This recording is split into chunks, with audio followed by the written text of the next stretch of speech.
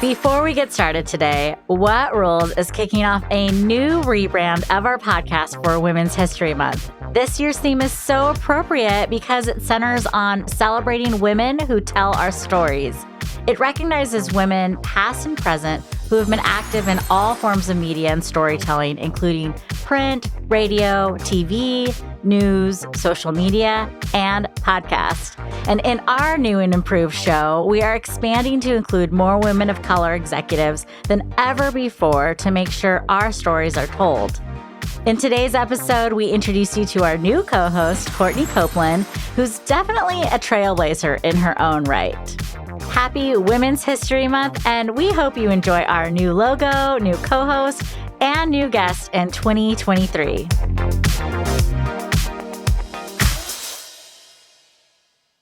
Well, today's a special day because we are introducing our brand new host. Woo! Insert applause. Woohoo! I'm so excited. Yeah, how does it feel? I didn't see it coming, but when you asked, I was like, of course. It feels so right. Like there's nothing else I'd want to do more.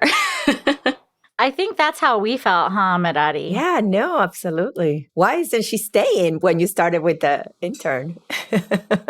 You guest hosted the episode with Viviana, and then Medadi and I talked like right after, and we were like, oh yeah, Courtney should just do this all the time. And then I called you. Like it wasn't like, let's think about it. And Aw, yeah. I didn't know that. I was like, should I call her? And Medadi's like, yeah, do it. And I was like, okay, I'll see what she thinks. And then The rest is history.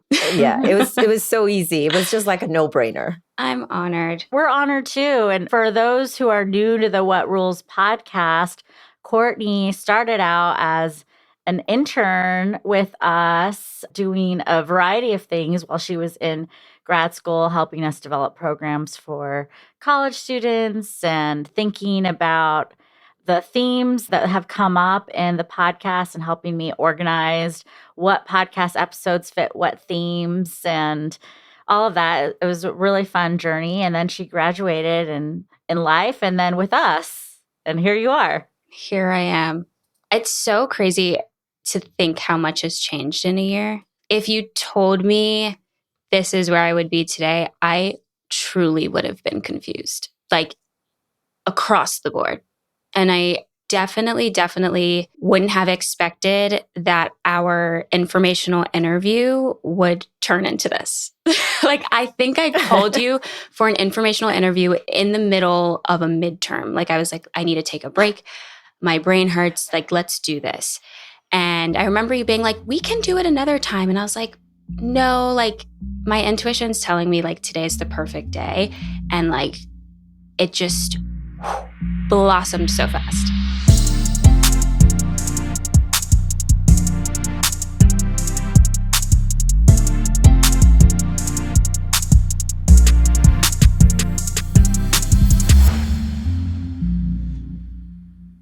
First, let me welcome all of our listeners to the What Rules podcast. My name is Elisa Monjadas. I am an executive coach and I manage a B2B marketing agency called Stories Bureau. And I am joined by Dr. Medadi Simeon. Why don't you introduce yourself? Hello, I'm Dr. Murari Simeon, and I'm an activator of talent, creating a world where multicultural women in positions of power are the norm.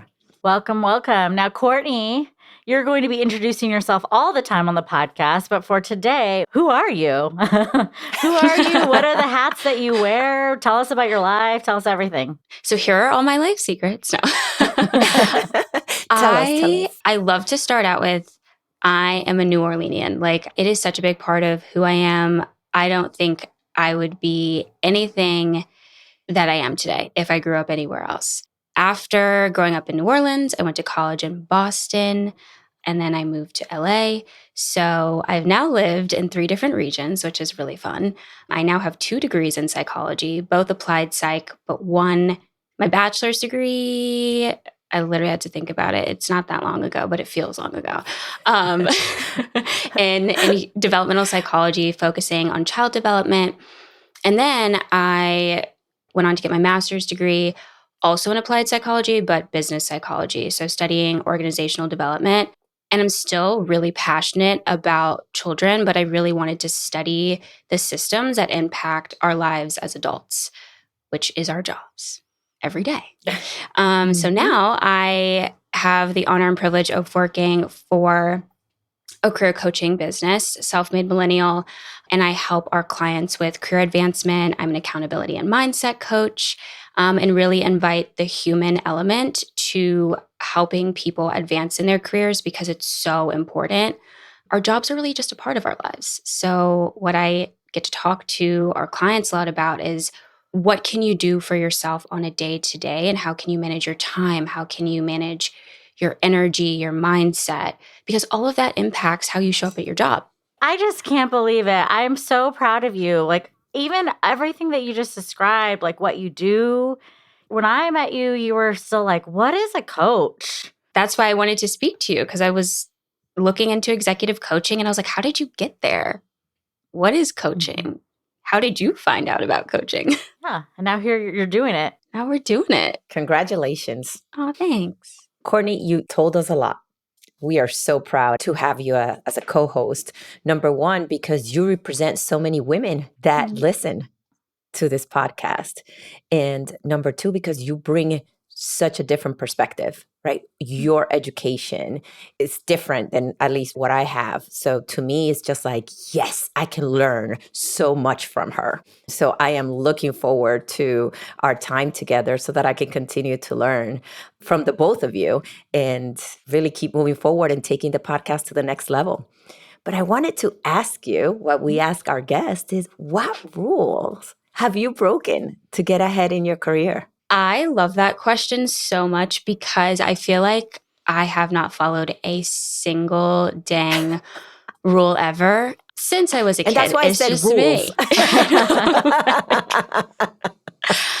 I honestly, I think just a little bit of context about who I am. Like, I've always kind of been that person that's like, okay, here are all the possibilities, and this is what I've been told, but like, what else? I'm always seeking alternatives, and I just have like a really open mind.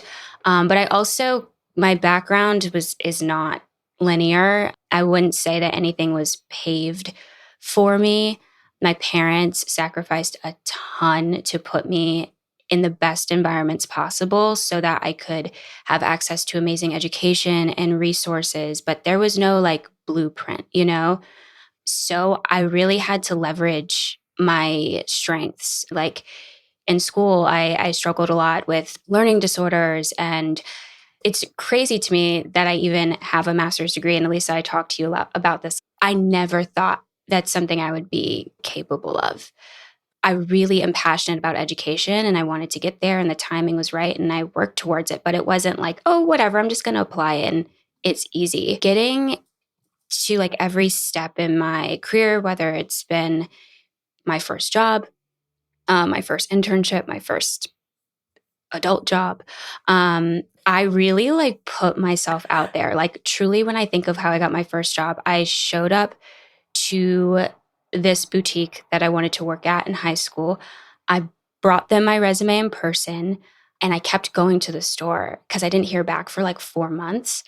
And I was like, hi, like, I just want to check in, see how you're doing. Like, I didn't call. Like, I would be like, Dad, you need to drive me over. Or like, I would walk there somehow. I'd be like, I got to go because they haven't said anything. And that's really, that's my approach. Yeah, I love that you like went in person to the store. Like, how did they react? At first, they were like, oh, you're cute.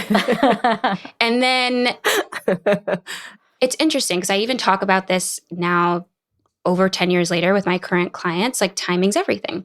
So I would go in there and if the timing wasn't right, I would go back and I'd be like, maybe today's the day. Until 4 months later, it was the day. And I was like, yeah, it is. You know, what I love about it is you're persistent. You were persistent though. You didn't give up. You didn't take no for an answer. So talk about breaking a rule, right? You're like, okay, I'm not going to take no. I'm going to come back. And when you're ready, just know I'll be here. That's kind of me like all the time. I love that. You know, you had mentioned something earlier to us at another time, and you said, I'd never hide behind a screen.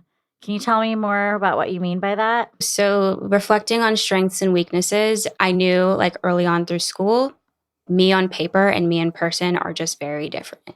I don't think that me on paper does me justice as a person.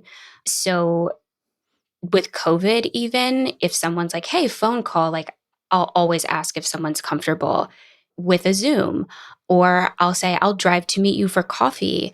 You did that with me, and I remember I was like annoyed. like not, not annoyed with you, but I was like, I don't want to leave my house.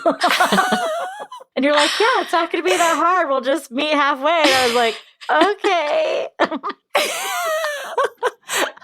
I love that. And look what came out of it, right?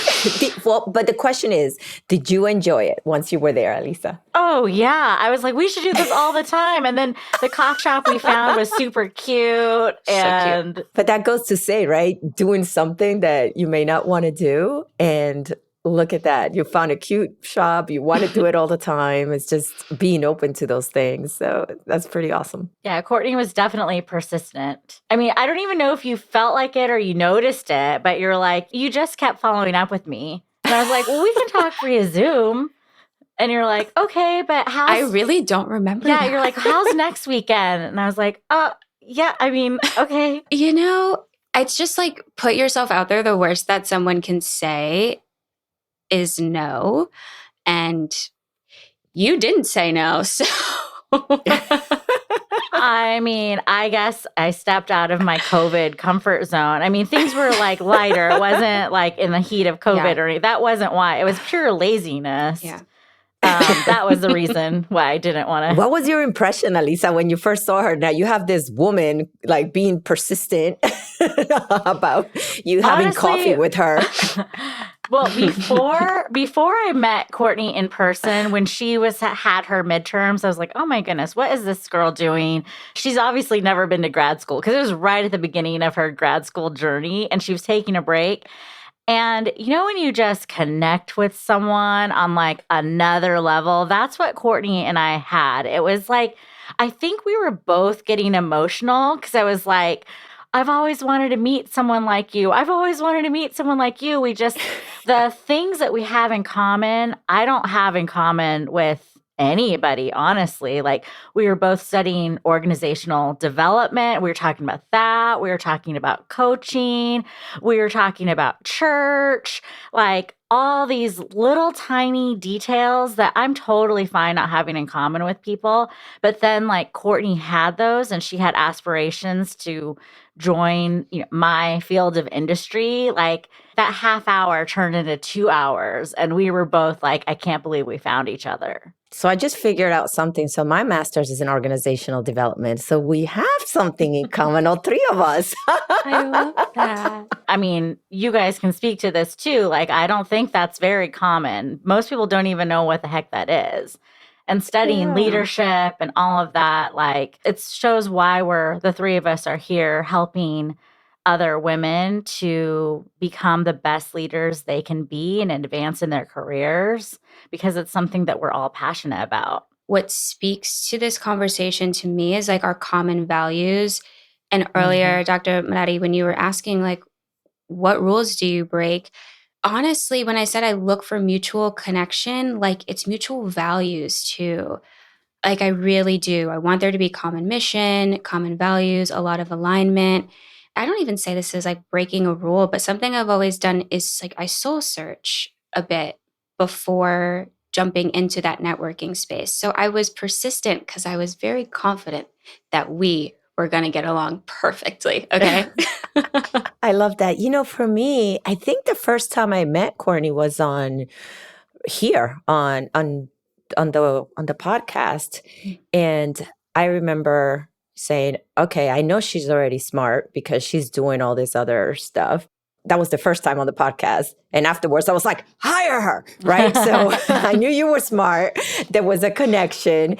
And then I was like, and on top of that, the faith part of it, all these other things that, to your point, you talked about values. I'm like, wow, this is exactly what I would say is just somebody that I can connect with, right? So smart, somebody that cares about empowering women, and on top of that has the same faith values that I do. It was just perfect. So my first impression, it was like, yeah, let's bring her on. And I think one of the other things that this is like a Courtney love fest for a few minutes, but It is. This is why she's here. She's getting all the flowers own today. Your power, Courtney. You just receive it. Because one of the things that I also love about you is your curiosity. And I think that's what we're going to see on the podcast too, because you're not just curious about the surface. You're curious about really unpacking things and understanding, well, where did that come from? And how did you get there?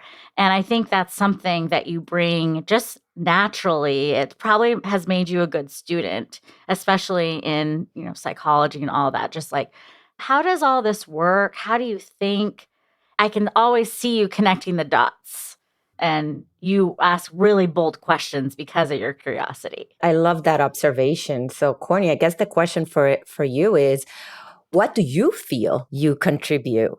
This is a part that you contribute already. What else do you bring to the table? How do you plan to contribute to the podcast?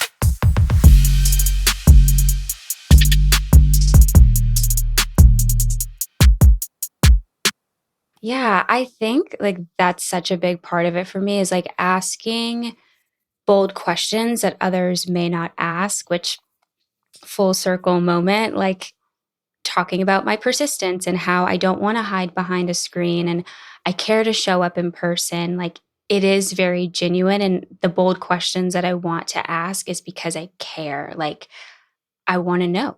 I want to know because what you have to say matters. Like that's how I feel. So like our guests that come on, like I hope that this is a space where they can talk about things that they maybe wouldn't otherwise. I would ask a question that could shift their narrative a bit and bring something new into the room. I would say that's number one. And then number two, also highlighting wellness, right? We're bringing in strong female leaders. What are they doing outside of their profession that feeds into their leadership? How does that build them? Because it's so vital, you know?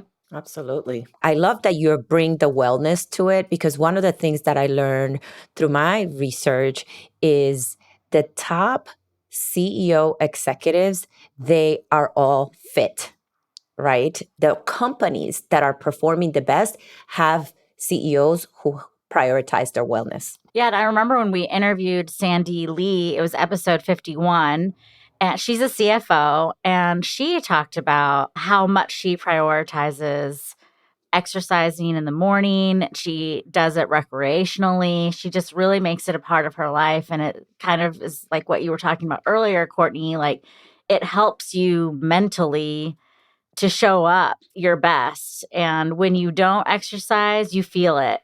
And it's something that I don't think we talk about enough when we talk about corporate leadership. Not nearly enough. I think as well, if you're in corporate leadership, you're giving a lot of yourself to people all day long.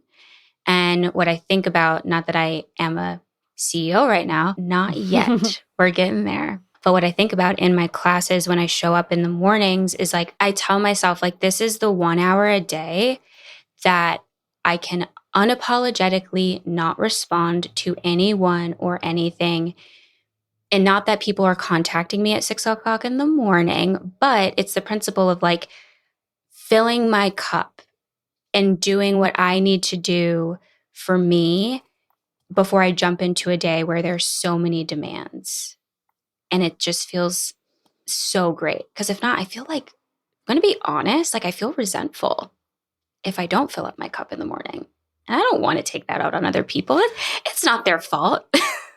No, but I love that, because I do something similar. Like for me, the spiritual piece and the mental health and wellness, as well as physical, is critical for me. So what I do is I get up in the morning, and this is my emotional piece. I have coffee first, right? So my emotions are settled in. And while I'm having my coffee, I feed my spiritual. Like I read the Bible app, and I read Bible plans, and quick 15 minutes. There's other times that I do more, absolutely. But I wake up, have my coffee, do my spiritual. get the kids ready, send them to school, and then I exercise. Now, this is all done before 7:30 in the morning.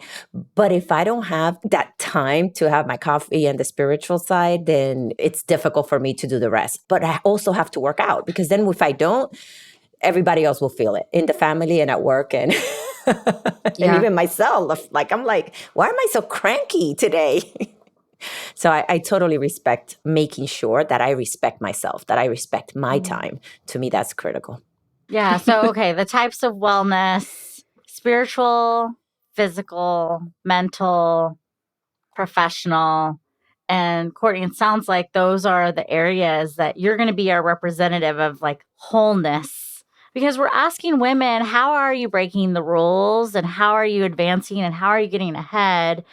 And I think we would be remiss not to ask about the other parts of their lives. Like, how does this all integrate? Absolutely. Yeah. Thank you. Because we all need the reminder. I mean, we talk about it a lot. I have my routine, but I get stressed out about something, and the first thing I do is, like, no joke, I just went and grabbed a piece of cake because I was having a hard time before. My internet wasn't working. I'm like, I need cake. I need something to slow me down. Okay, the other day, Mirati accidentally texted me, but she meant to text her mom to see if she had anything sweet in the kitchen. And she was like, whoops. That is so true. I didn't mean to text you. That's actually so awesome. When I'm stressed. When I'm stressed, because I'm like, I need something sweet. It's so funny because I thought I was texting my mom. I was like, oh, sorry, Elisa. Getting the behind the scenes of Mirati's stress days. Oh, yes, absolutely. Do what you got to do, Absolutely. So, Courtney, we've talked about a lot of things about wellness and really looking at your life from all angles. And I think it falls in line perfectly with our theme, Own Your Power. For you, how do you most relate to owning your power?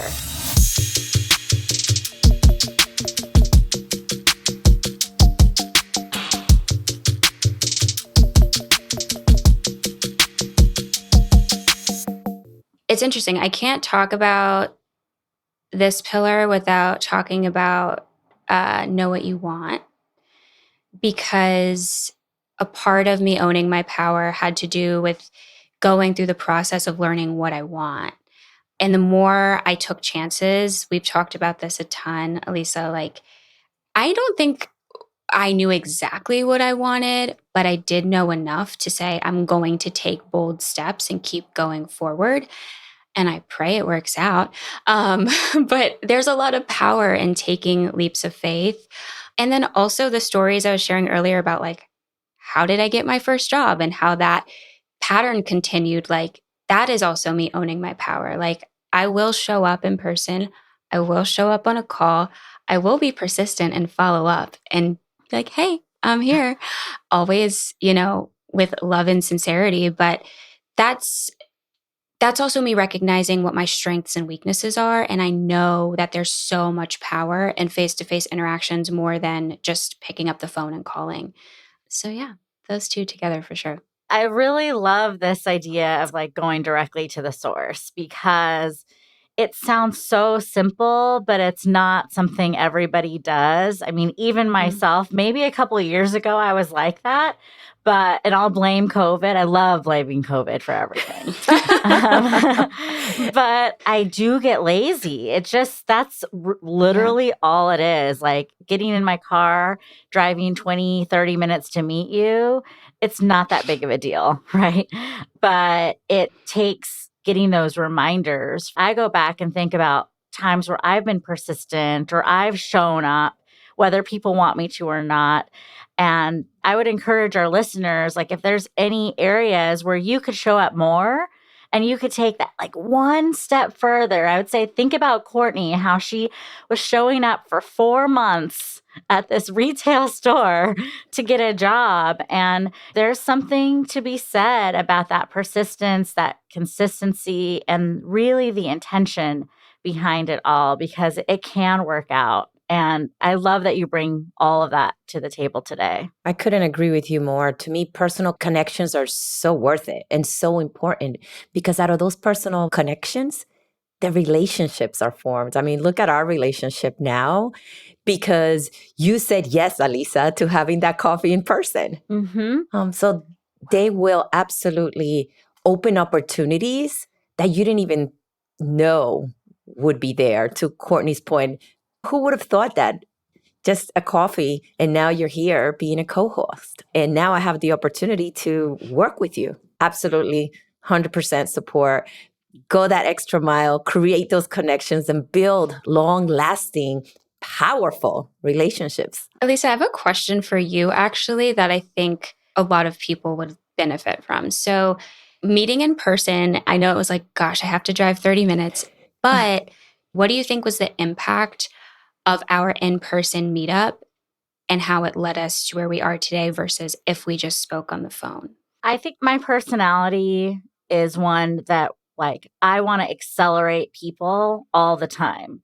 And so I think when I met you, I was like, what opportunities, like, how can I be a sponsor to you and just take you out of where you are? You're in school. And like, if I could have given you a job that day, I would have. If I knew a position, I would have. I wanted to do that for you. But meeting you in person, I think accelerated it even more.